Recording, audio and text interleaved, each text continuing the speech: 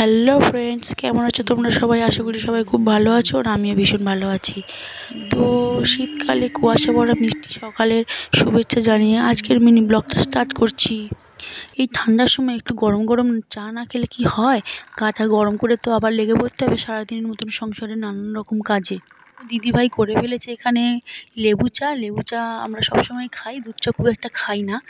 তো দিদিভাই চাটাও খুব ভালো বানায়। আমাদের বাড়িতে যতবারই চা হয় দিদিভাইয়ের হাতেই চা খাওয়া হয় সকলে।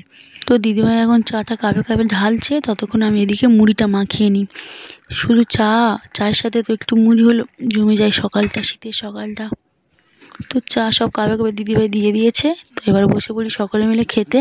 তো একটু খুব ঠান্ডা পড়েছে, তো তাই মায়েরা ঘরে থেকে আসেনি, ঘরে আছে। আমরা রান্নাঘরে বসেছি, আমি দিদিভাই আর আমার পুচকু। পুচকু খুব চা খেতে ভালোবাসে জানো তো, খুব দুষ্টু। আর এখানে আমি চা খেয়ে নিচ্ছি, তারপরে মুড়ি খেয়ে নিচ্ছি। আর আজকের মিনি ব্লগটা এই পর্যন্ত, বাই।